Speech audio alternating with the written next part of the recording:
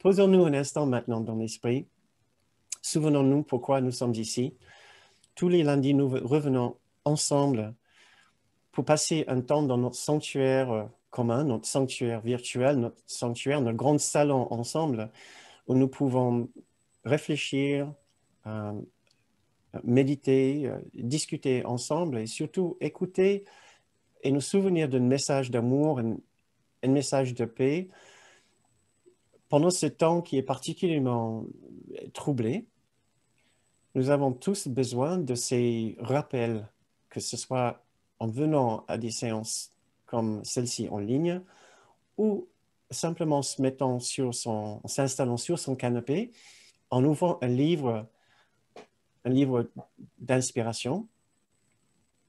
Cela nous ferait et nous fait le plus grand bien de nous asseoir ensemble et de nous souvenir d'une paix, d'un amour, d'un sentiment de sécurité qui existe, qui est réel. Et je trouve cette idée-là peut-être la plus importante. Cette expérience de paix, de sécurité et de force que nous cherchons est réelle.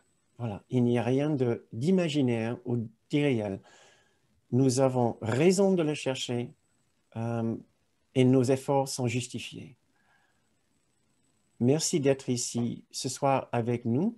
Votre présence renforce aussi pour nous notre objectif et nous rappelle que justement ce que nous cherchons vaut la peine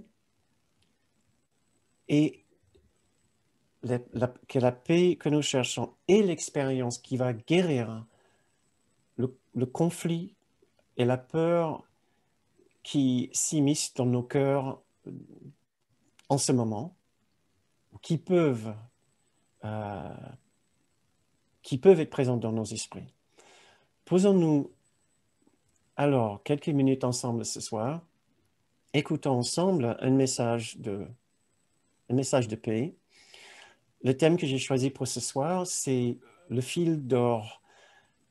Kenneth Wapnick a donné un magnifique stage à ce sujet. Et je l'écoutais aujourd'hui dans la voiture et ça m'a fait le plus grand bien. Donc, j'avais envie de partager quelques idées que ce stage m'a inspiré.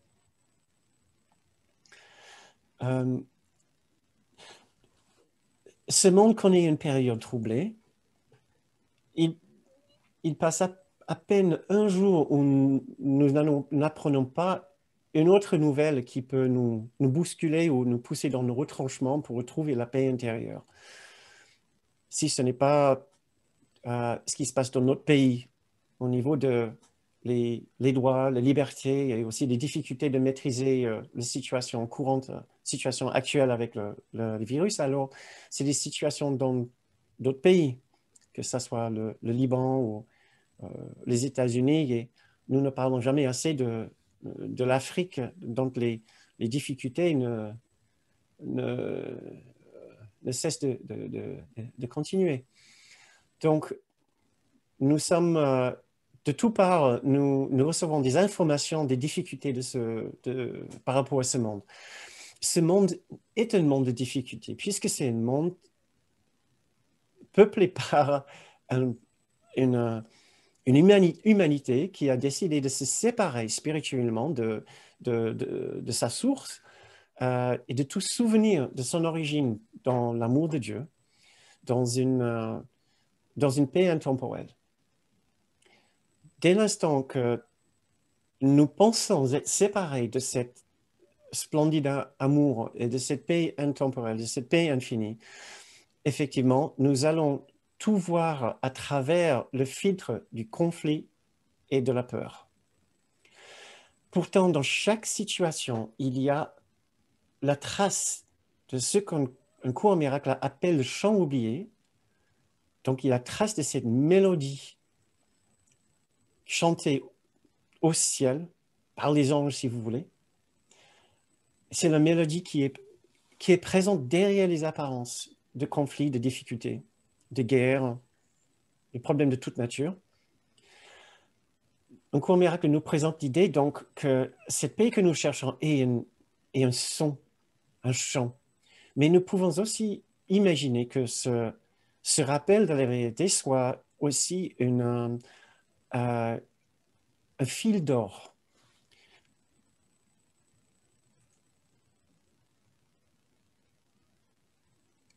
Excusez-moi. Un fil d'or est simplement une sorte de fil, on peut imaginer comme un fil conducteur. Chaque situation contient le moyen de nous aider à retrouver la trace de ce fil qui va nous relier vers l'origine, vers la réalité, vers la paix et vers l'amour. Kenneth, dans son stage, il a appelé ça un fil d'or. Il a aussi utilisé la métaphore comme une grande rivière avec plein de ruisseaux, voilà, qui se joignent dans cette rivière. L'énorme courant qui est l'amour intemporel est un courant immense autour de nous. Pourtant, nous ne le ressentons pas forcément, nous ne le voyons pas. Cette rivière est là. Et dans chaque situation, nous pouvons trouver un petit ruisseau, un petit fil d'eau, filet d'eau, qui, si nous le suivons, va nous mener vers le souvenir de cet amour, va nous aider à nous souvenir de la réalité de cet amour, de cette autre réalité intemporelle, au-delà des apparences, des difficultés, des crises et des problèmes dans ce monde. Mais bien sûr, c'est à nous de vouloir retrouver cette trace. Posons-nous juste un instant. Posons-nous juste un instant pour méditer sur cette simple idée qui est toute simple, que nous voulons ressentir la paix dans toute situation de conflit. Et c'est tout. Vous pouvez penser à une situation aujourd'hui qui vous a dérangé, une situation courante dans votre vie ou dans le monde en général. Vous pouvez penser à une situation dans votre famille, dans le milieu de travail. Peut-être vous faites cet exercice déjà assez souvent. Faisons-le ensemble, juste une minute, pour renforcer notre désir, pour soutenir notre envie de nous souvenir de ce que nous voulons être une paix au-delà des apparences de conflit, de danger, de faiblesse, d'insécurité, une paix au-delà de toute idée d'injustice, d'enfermement, d'emprisonnement. Donc c'est aussi un sentiment de liberté que nous cherchons. Bien sûr, c'est une liberté intérieure. Mais c'est là où nous ressentons toute liberté. C'est là où nous ressentons la véritable paix. C'est toujours à l'intérieur. Ce monde va toujours nous confronter avec des scènes de difficultés, de crises et de conflits.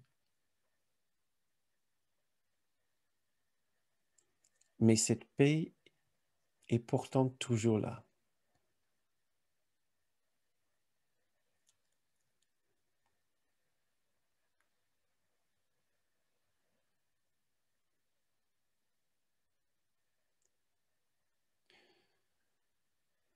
Nous désirons maintenant retrouver cette paix,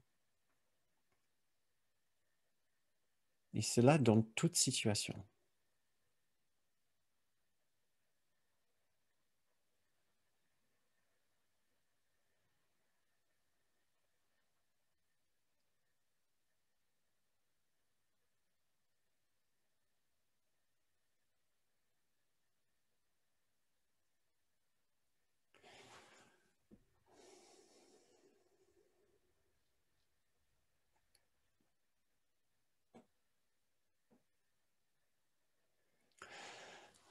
Nous pouvons maintenant poser les questions. comment est-ce que nous allons trouver la trace de cette paix si elle est véritablement présente dans chaque situation? Un cours au miracle nous apprend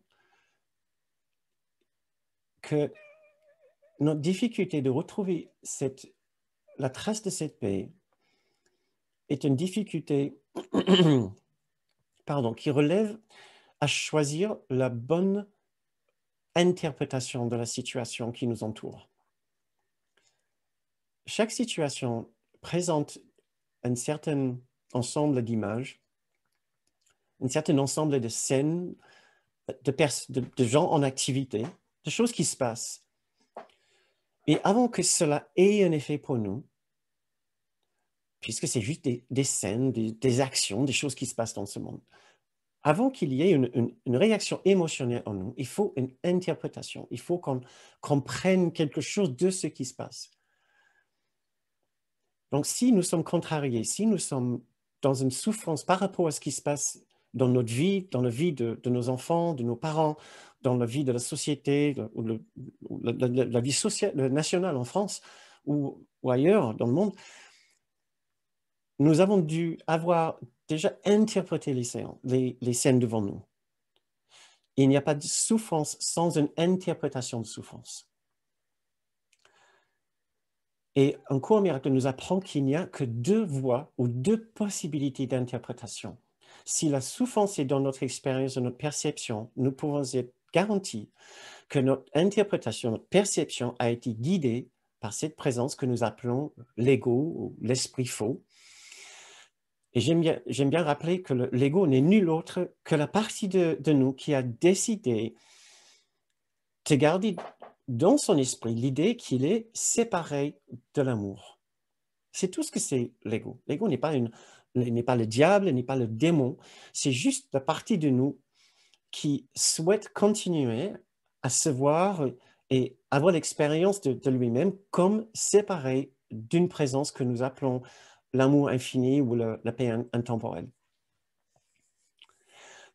Dès l'instant que nous décidons de rester avec cette voie de séparation, cette voie de l'ego, de l'esprit faux, tout ce que nous voyons autour de nous sera transformé ou distorsionné, déformé par, par cette voie de séparation. Peu importe ce que nous voyons. Et nous pouvons peut-être même nous souvenir des instants où nous étions dans un petit groupe et nous étions émerveillés par quelque chose peut-être dans la nature autour de nous, par un arbre, par un oiseau, par un animal, par une fleur, par une scène de beauté extérieure. Nous avons essayé de partager cet émerveillement avec les autres et nous les avons entendus être ronchons ou ne pas apprécier ce que nous étions en train d'éprouver. Et ils avaient l'air même de s'en ficher ou de rester avec leur contrariété par rapport à quelque chose qui s'est passé. Peut-être vous venez de manger, le repas n'était pas très bon, c'était assez médiocre. Au lieu de passer à un autre plan et essayer de réfléchir à autre chose, voilà, ils y sont toujours. Et pourtant, il y a une merveilleuse scène devant vous, mais ils ne sont pas capables de le voir. Ils ne l'interprètent pas. Ils interprètent ce qu'ils sont en train de voir à travers l'ego. Ça, c'est un exemple peut-être banal. Il y a des exemples beaucoup plus dramatiques, si vous voulez. Mais continuons cette discussion sur les deux interprétations possibles.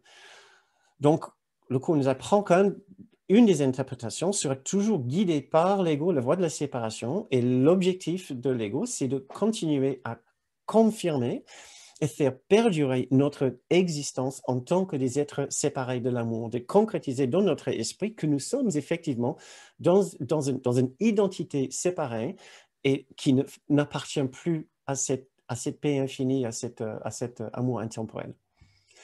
Mais la voie de l'ego n'est pas la seule voie. Il y a aussi la voie de ce qu'on appelle le Saint-Esprit, la voie de Jésus. Il y a la présence de l'amour, ou ce qu'on appelle aussi, souvent pendant ces séances, l'esprit de notre grande soi. Notre grande soi étant la partie de nous reliée avec l'esprit de Jésus et du Saint-Esprit. Il y a aussi son interprétation de ce qui se passe. Et si nous nous permettons d'écouter et d'écouter son interprétation, notre réaction, notre ressenti sera complètement différent. Nous allons retrouver dans chaque situation la trace de cette paix qui est là. Et juste en ouvrant cette petite porte, nous pouvons par la suite continuer dans cet élan et voir comment tout ce que nous voyons commence à confirmer la présence de la paix, au lieu de l'inverse.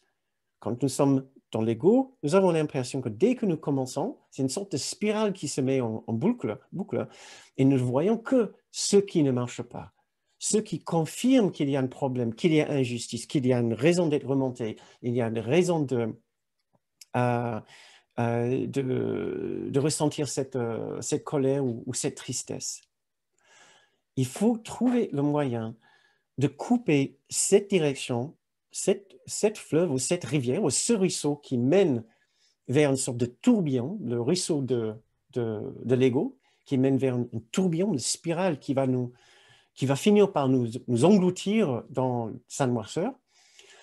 Nous devons trouver le moyen de nous dire « stop, j'ai envie de connaître autre chose ». C'est jamais une question de dire que l'ego est mauvais, nous ne jugeons pas l'ego. Nous disons simplement que ce manque de paix-là, je n'en veux plus. Je veux autre chose. Si la paix est véritablement disponible, elle est véritablement là pour moi, qu'est-ce que j'ai envie de la connaître maintenant? Ce que j'ai envie de faire avec vous maintenant, c'est de proposer une façon très simple d'essayer de couper net, justement, avec ce spirale, en essayant de voir quelles sont nos interprétations les plus courantes que nous avons d'autres personnes dans une situation difficile, dans une crise, dans un conflit, dans une situation d'injustice.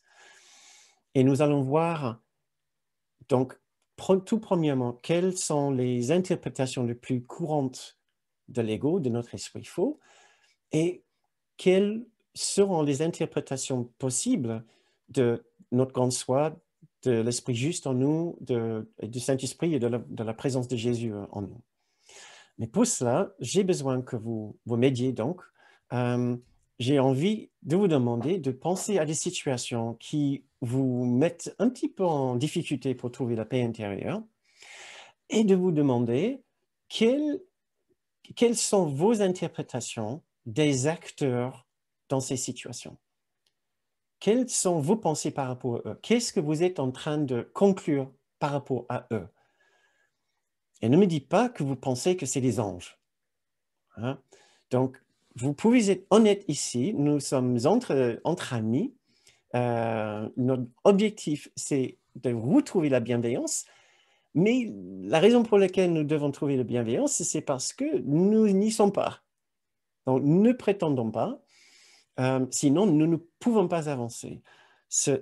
Les informations que j'ai envie de vous donner maintenant ne vont pas avoir un sens si nous ne savons pas que là où nous sommes, c'est déjà dans une interprétation qui est guidée par notre esprit séparé.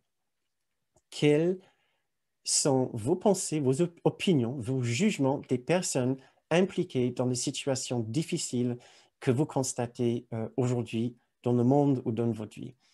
On n'a pas besoin d'avoir des noms, on a juste besoin de savoir quel est un, deux, trois mots qui caractérisent ces personnes pour vous. Alors, est-ce que le mot bienveillant? D'accord? Est-ce que le mot juste? Combien? Ça m'étonnerait. Donc, voilà, c'est à vous. Je sollicite votre aide, parce que par la suite,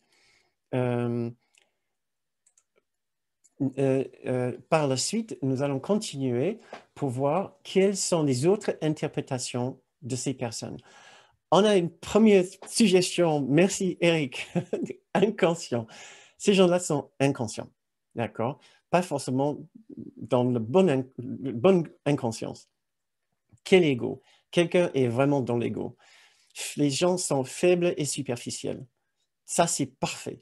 Ils sont indifférents, dans l'indifférence, ils sont dans la manipulation, c'est des manipulateurs inconscients et un peu stupides. Très bien, excellent.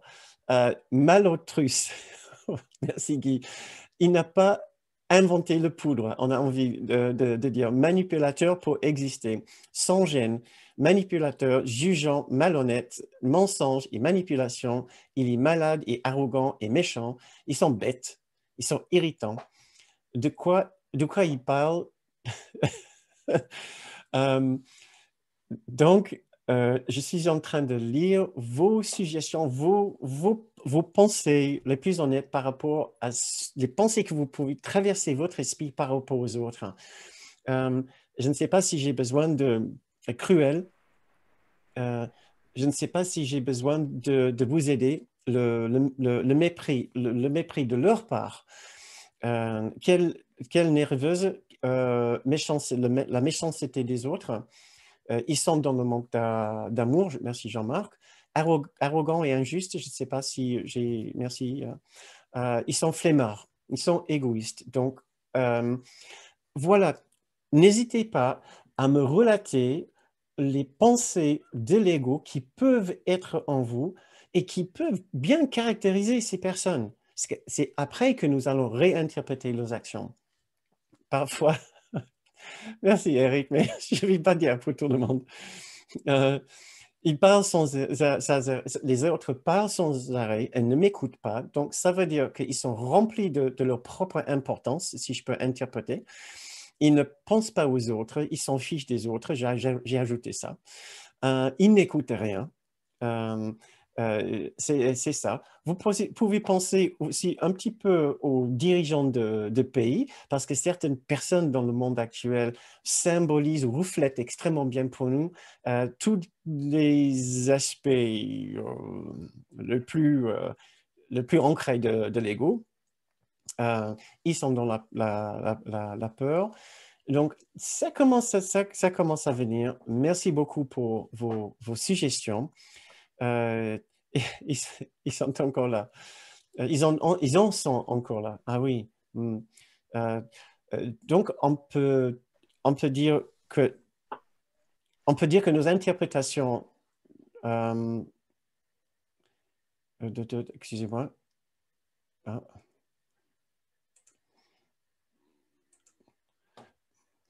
On peut dire que les autres ne sont certainement pas dans leur esprit juste.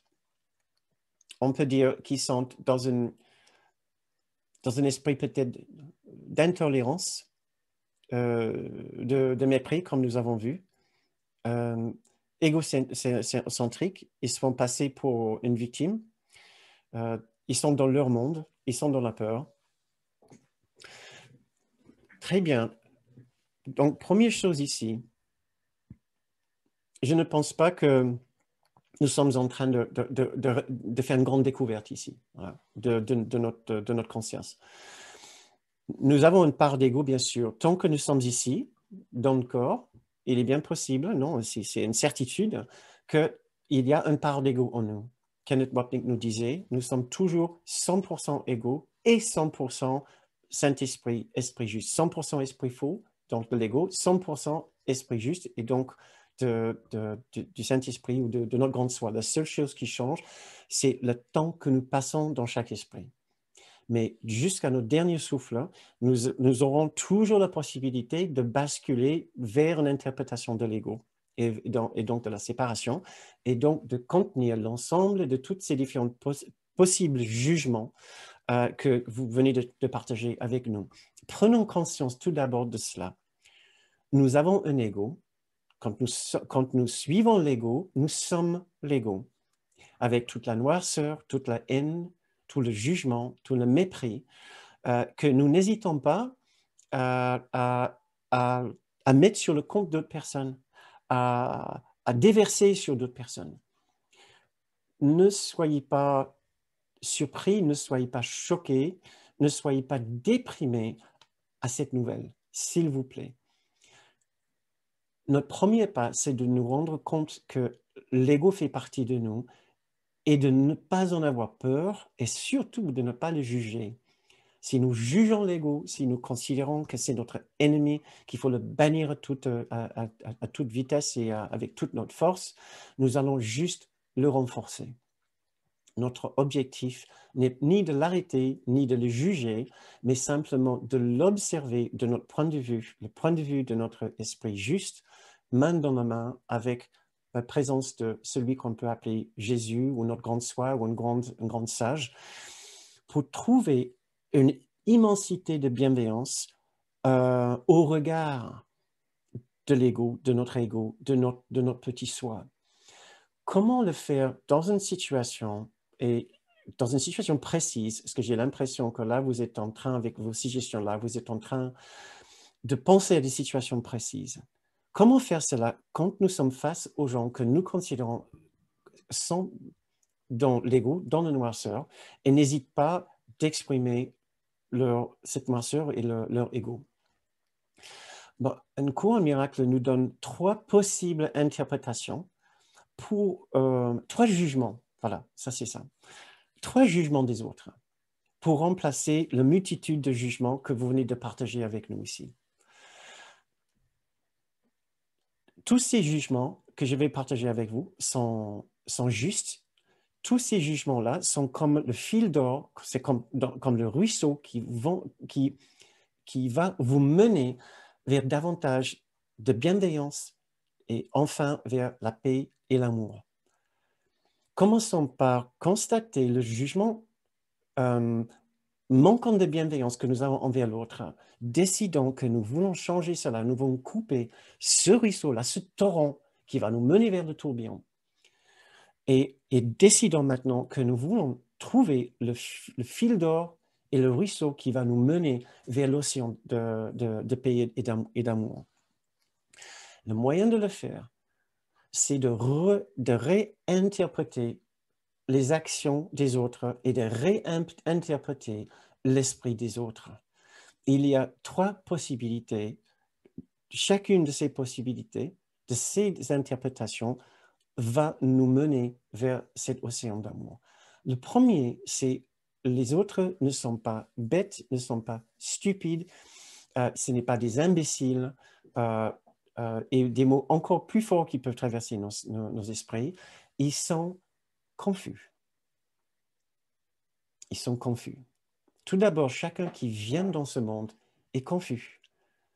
Parce que celui qui veut rester dans la paix et la force, il ne va pas venir dans ce monde. Ce monde n'est pas un monde de paix, de tranquillité, de sécurité. C'est un monde qui est assez difficile à vivre. C'est une lutte pour la survie. Et personne ne nous oblige de venir ici. Si on vient ici, cela veut dire déjà qu'on est assez confus. On a des choses à apprendre. Mais bien sûr, ça c'est la bonne interprétation, la mauvaise interprétation. L'autre raison pour laquelle nous venons, c'est que nous voulons une expérience de séparation. Mais ça, c'est de la confusion. Ça, c'est même peut-être une définition de la confusion, la plus grande définition. Vouloir une expérience de séparation au lieu de continuer dans l'unité de l'amour, l'unité de la perfection, de la paix. Mais quelle immense confusion. Donc, nous pouvons commencer par cela. Essayez de voir dans votre esprit ces personnes que vous venez d'accuser de tous ces merveilleux jugements. Merci beaucoup. Essayez de voir que peut-être la seule raison pour laquelle ils sont comme ça, c'est qu'ils sont confus. Ils sont confus. Ils pensent qu'ils doivent se défendre. Ils pensent qu'ils doivent prendre ce qui appartient aux autres. Ils pensent qu'ils doivent abréger les droits des autres, limiter les mouvements et les libertés des autres. Ou ils doivent dominer d'une façon ou d'une autre, ou voilà, manipuler. Quelle confusion! Voilà quelques extraits du cours qui nous expliquent très bien à quel point être ici est un état de confusion pure. Quelques extraits ici, que je vous lis ici. L'ego est une confusion d'identification, tout simplement. L'ego, c'est ce que nous sommes. Si vous venez de constater quelqu'un est dans son ego, c'est une confusion d'identification. Ce n'est pas sa réalité. L'ego n'est pas notre véritable réalité non plus. Deuxième petit extrait, peut-être as-tu suivi le raisonnement de l'ego jusqu'à sa conclusion logique qui est une confusion totale en tout. N'ayez pas peur, ces extraits seront sur le descriptif de la vidéo. Si vous êtes en train de regarder ça en replay, vous allez trouver le copie de ces extraits en bas du descriptif. Peut-être as-tu suivi le raisonnement de l'ego jusqu'à sa conclusion logique qui est une confusion totale en tout. Donc l'ego, tant que nous sommes dans le monde et tant que quelqu'un est dans son ego, il sera dans une confusion la plus totale. L'ego n'est expert qu'en confusion. Il ne comprend rien d'autre. Comme enseignant, donc, l'ego nage et entraîne en pleine confusion. Encore, ça peut pas être plus clair. Répondre à toute forme d'erreur par n'importe quoi, sauf un désir de guérir, est une expression de confusion. Donc là, c'est pour nous plutôt, mais aussi bien pour les autres. Si quelqu'un désire de faire autre chose que guérir, c'est une expression de la confusion. L'esprit est donc confus parce que seule l'unité d'esprit peut être sans confusion. L'esprit est confus parce que seule l'unité d'esprit peut être sans confusion. Ça, c'est aussi un message pour nous. Le seul état dans lequel nous ne sommes pas dans la confusion la plus totale, c'est quand nous sommes dans cette unité d'esprit. Et c'est notre objectif. Donc, pensons un instant, comme je vous ai suggéré tout à l'heure, de ces personnes qui peuvent vous déranger, qui peuvent susciter en vous une certaine difficulté d'appréciation, et essayer de faire un effort sincère pour voir qu'au-delà, que la seule raison pour laquelle ils sont dans une démarche égotique est justement parce qu'ils sont dans la plus grande confusion, commençant avec une confusion d'identification. S'ils pensent être un être humain, un homme ou une femme avec un nom et avec une adresse et avec une histoire personnelle, ils sont dans une confusion d'identification le plus totale parce que leur véritable réalité est autre chose. Vous imaginez bien que cela veut dire chacun que vous croisez, chaque personne dans votre famille est dans la confusion la plus totale, une confusion d'identification puisque cette personne pense être justement une personne et uniquement une personne. On ne pense pas pour l'instant qu'elle peut être aussi autre chose. Un immense esprit joint avec son grand soi, joint avec l'esprit que nous pouvons appeler l'esprit de Jésus ou du Saint-Esprit. Seule cette personne-là, nous pouvons appeler saine, comme on dit, saint d'esprit. Voilà. Seule la personne qui commence à soupçonner et qui pense que véritablement sa réalité est ailleurs, dans un immense esprit d'amour et d'unité, seule cette personne-là est vraiment sainte d'esprit. Si les personnes dont vous pensez à l'instant ne sont pas dans cet état d'esprit, de croire et de savoir qu'ils sont joints dans une unité avec un immense esprit d'amour et de bienveillance, vous pouvez conclure maintenant qu'ils sont dans la plus grande confusion d'identité. Ça, c'est la première interprétation de notre grande soi, du Saint-Esprit, pour remplacer tout ce que nous venons de dire tout à l'heure. La deuxième possibilité, c'est que les autres sont souffrants. La personne qui se croit séparée n'est pas simplement confuse, la personne qui se croit séparée de sa véritable identité, dans l'unité de l'amour, n'est pas simplement confuse, elle est aussi souffrante. Il n'y a pas de plus grande souffrance que de se croire séparé de sa véritable réalité et pas le moindre, la réalité de l'amour uni et l'amour infini.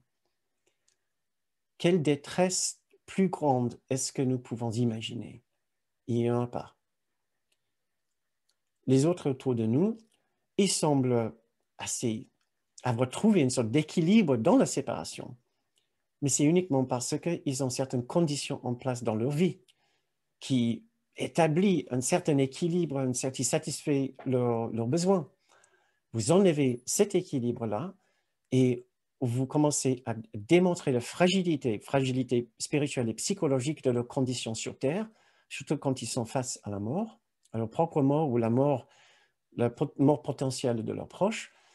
Et vous allez voir cet équilibre se défaire, se décomposer à une vitesse très rapide. Donc, les autres personnes autour de nous arrivent à bien recouvrir cette souffrance, mais il y a une souffrance fondamentale. Je ne parle pas non plus de la souffrance circonstancielle ici, des circonstances dans la vie ici, parce qu'effectivement, il y a des personnes qui sont souffrantes ici et qui le démontrent, qui l'expliquent bien. Nous ne parlons pas de cette souffrance-là, nous parlons de ce que nous pouvons appeler une sorte de souffrance ontologique, le fait de se croire ici. Donc, c'est rattaché à notre sentiment d'avoir été créé ici, dans le monde de la séparation. C'est ce niveau-là de souffrance dont nous souffrons tous et dont ces personnes dont vous pensez à l'instant qui sont responsables pour les diverses situations difficiles dans le monde, c'est de cette souffrance-là qu'ils souffrent. Et vous avez sûrement entendu cette phrase qui est assez répandue sur les réseaux. Sois bon, sois gentil, parce que tous ceux que tu croises livrent une rude bataille. Sois bon, sois gentil, parce que tous ceux que tu croises livrent une rude bataille. Kenneth trouvait que cette phrase était si importante qu'il a fait tout un stage dessus. Il a dit que le cours peut se résumer dans une seule phrase. Sois bon. Sois bon. Et suivre la voie de la bonté. Il a aussi écrit un magnifique livre, Le pouvoir guérisseur de la bonté. Oui. En anglais, c'était The Healing Power of Kindness. Voilà. Parce que le mot kindness n'a pas vraiment d'équivalent parfait en français. Donc, je préfère aussi le dire en anglais. Healing Power of Kindness, le pouvoir guérisseur de la bonté, de la gentillesse, de la douceur, de la tendresse, de la patience. Pensez donc à ces personnes maintenant qui sont responsables pour les difficultés dans votre vie peut-être ou dans la vie d'autres personnes. Essayons de voir leur souffrance, mais leur véritable souffrance. Peut-être ils prétendent d'être forts, puissants, habiles, malins, intelligents, surpuissants.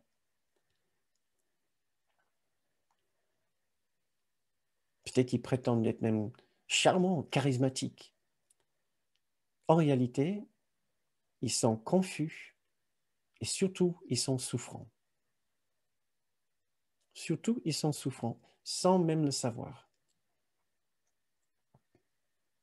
Vous n'avez que regarder bien comment ils se comportent pour savoir s'ils sont souffrants ou non. Parce que seule la personne qui ne souffre pas de cette séparation peut être véritablement bon et généreux. Si les autres autour de vous ne sont pas bons et généreux, ils sont souffrants. Puisque être dans l'unité d'esprit nous emmène immédiatement et sans faute vers un comportement de douceur et de bonté, et de patience et de gentillesse. On ne peut pas penser qu'à autre chose. Il n'y aura pas le moindre envie de profiter de qui que ce soit. Surtout pas de profiter pour soi-même. Quand on se souvient de cette unité d'esprit, on vit avec la plénitude qui est présente. Qu'est-ce que quelqu'un pourrait te donner qui pourrait comparer avec cela? Donc, certainement pas besoin de prendre quelque chose de la part de notre personne, manipuler ou de forcer quelqu'un à faire quoi que ce soit. Celui qui a besoin de forcer les autres, manipuler les autres, prendre quelque chose des autres, puis forcément, il doit être souffrant, puisqu'il ne ressent plus du tout cette cette tranquillité d'esprit et cette plénitude. Ça, c'est la deuxième interprétation que notre grande soi nous offre. La troisième interprétation, c'est que tous les actes des autres qui manquent de bienveillance, en fait, sont en réalité un appel à l'aide. Sont en réalité un appel à l'aide. Et j'ai quelques extraits ici du cours qui parle de cela. Tes interprétations des besoins de ton frère sont ton interprétation des tiens. En donnant de l'aide, tu en demandes. Et si tu perçois un seul besoin en toi, tu seras guéri. Si tu perçois un seul besoin, parlons de l'amour, en toi, tu seras guéri, car tu reconnaîtras la réponse de Dieu telle que tu la veux. Et si tu la veux en vérité, elle sera tienne véritablement. Chaque appel auquel tu réponds au nom de l'amour, au nom du Christ, rapproche de ta conscience le souvenir de l'amour, le souvenir de ton Père. Chaque appel auquel tu réponds, chaque appel de notre personne auquel tu réponds au nom de l'amour, rapproche de ta conscience le souvenir de l'amour de ton Père. Par égard pour ton propre besoin, donc, entends chaque appel à l'aide pour ce qu'il est, afin que Dieu puisse te répondre. Par égard pour ton propre besoin de te souvenir de l'amour, donc entends chaque appel à l'aide pour ce qu'il est, afin que Dieu puisse te répondre. Deuxième extrait. Considère alors comment l'interprétation que donne la présence du Saint-Esprit, qui est la présence de la voix de l'amour, de notre grande soi. Considère alors comment l'interprétation que donne le Saint-Esprit des motifs d'autrui te servira bien. L'interprétation que donne le Saint-Esprit des motifs d'autrui te servira bien, en t'enseignant à n'accepter que les pensées aimantes en autrui et à considérer tout le reste comme un appel à l'aide. Cette voix d'amour t'a enseigné que la peur même est un appel à l'aide. En t'enseignant à n'accepter que les pensées aimantes en autrui et à considérer tout le reste, tous les actes de manipulation, de domination, comme un appel à l'aide. Il t'a enseigné que la peur même est un appel à l'aide. Voilà ce que reconnaître la peur signifie réellement. Si tu ne la protège pas ton ego, c'est-à-dire défends contre l'interprétation du Saint-Esprit, c'est-à-dire de ne pas juger. Si on juge quelqu'un, on essaie de protéger notre perception. Si tu ne la protèges pas, la voix de l'amour réinterprétera. Elle la réinterprétera. C'est le suprême avantage d'apprendre à percevoir l'attaque comme un appel à l'amour. C'est le suprême avantage d'apprendre à percevoir l'attaque des autres comme un appel à l'amour. Nous avons déjà appris que la peur et l'attaque sont inévitablement associées s'il n'y a que l'attaque qui produise la peur. Et si tu vois l'attaque comme l'appel à l'aide qu'elle est, l'irréalité de la peur doit commencer à se faire jour en toi. Car la peur est un appel à l'amour, ce qui était nié étant reconnu inconsciemment. Donc, je ne pourrais pas compter le nombre de fois Kenneth a utilisé cet extrait ici pour illustrer comment nous devons apprendre à réinterpréter toute attaque, tout acte de la part de notre personne qui n'est pas rempli de bienveillance. C'est un appel à l'amour, c'est un appel à l'aide et c'est un appel à l'amour. Pensons maintenant donc à ces personnes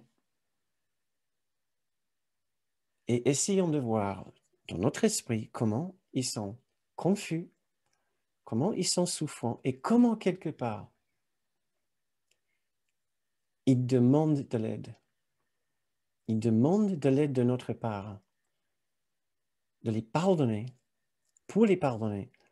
pour voir au-delà de leurs erreurs,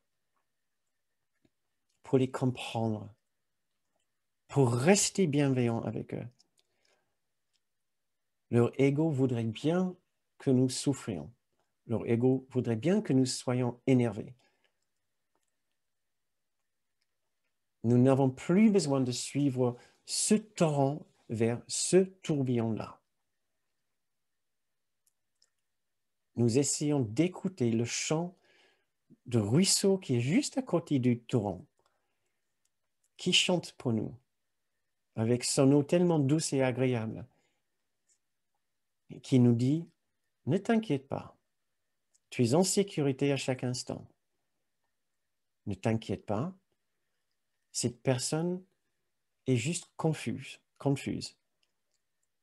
Ne t'inquiète pas, ne t'énerve pas, elle est souffrante. Sois doux, sois bon, sois généreux avec eux, parce qu'ils ne font que t'appeler l'amour et l'aide qui sont en toi. Tout ce qu'ils font ne fait que te rappeler maintenant que tu disposes de ce qu'il leur faut. Tu as ce qu'il leur faut. Ils ont besoin d'un rappel qu'ils n'ont plus besoin de faire ceci, faire cela.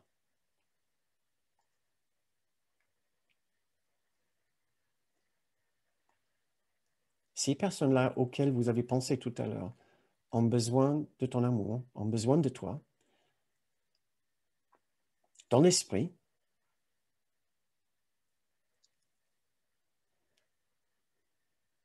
pensons-y maintenant. Essayons de penser à eux, à toutes les personnes qui sont souffrant de cette façon. Et donc, c'est tout le monde. Essayez de retrouver en nous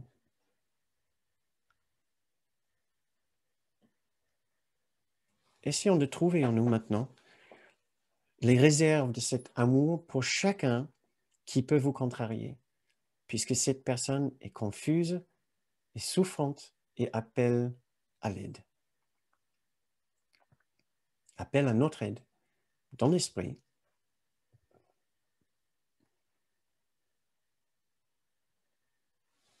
Je vais vous lire 2 petits extraits pour finir la séance ce soir.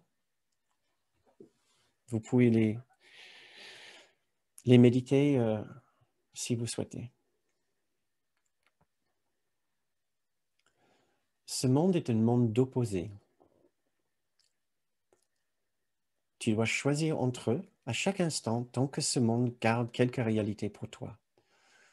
Or, il te faut apprendre les alternatives du choix, ou tu ne seras pas capable d'atteindre ta liberté. Sache donc clairement ce que le pardon signifie pour toi exactement, et apprends ce qui devrait être pour te libérer. De cela dépend le niveau de ta prière, car elle attend là sa liberté pour s'élever au-dessus du monde du chaos et entrer dans la paix. Et cet extrait qui est écrit du Saint-Esprit, la voix de l'amour en nous, rends-moi maintenant ta sainte voix. Le chant de la prière est silencieux sans toi. L'univers attend ta délivrance parce que c'est la tienne, c'est la sienne. Sois bon envers lui et envers toi-même, puis sois bon envers moi.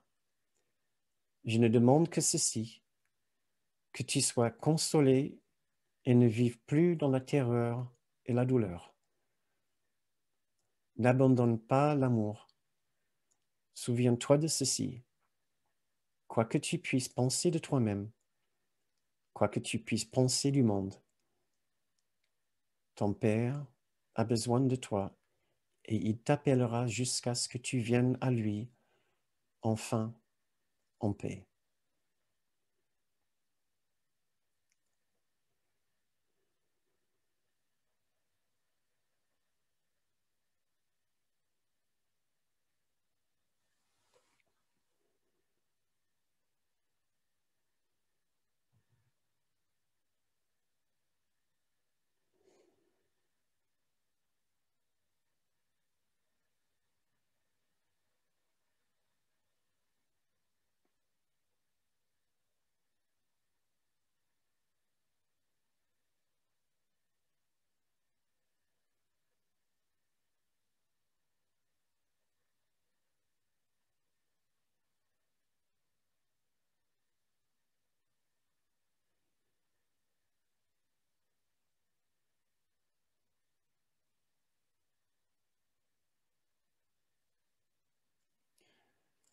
Je ne demande que ceci,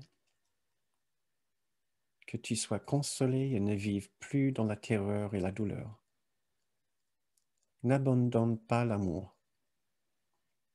Souviens-toi de ceci. Quoi que tu puisses penser de toi-même, quoi que tu puisses penser du monde, ton Père a besoin de toi et il t'appellera jusqu'à ce que tu viennes à lui, enfin en paix.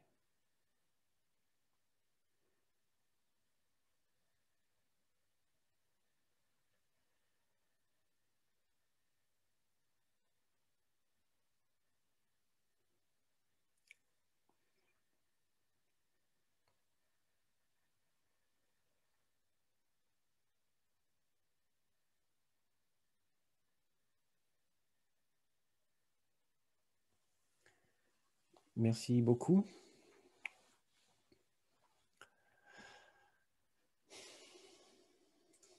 C'est la fin de notre séance ce soir. Nous sommes toujours dans une telle joie de vous voir et partager ces moments avec vous. Quel privilège, quel plaisir. Merci infiniment pour votre chemin, votre dévouement. Nous pouvons rester encore quelques petites minutes, mais nous avons eu l'information que les gens souhaitent que ces séances ne soient trop prolongées non plus, puisque les gens, ils ont besoin bien sûr de se préparer pour la semaine. C'est que lundi soir, c'est pas la fin de la semaine. Nous comprenons bien. Donc, nous pourrons peut-être prendre une ou deux questions s'il y en a.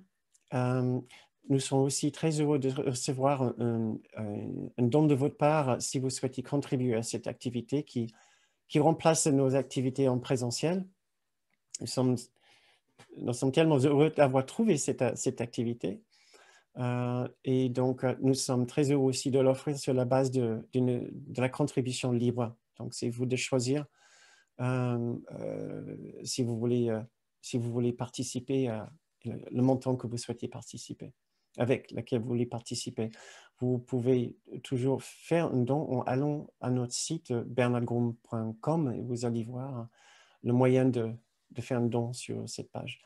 C'est une contribution. Voilà. Merci beaucoup.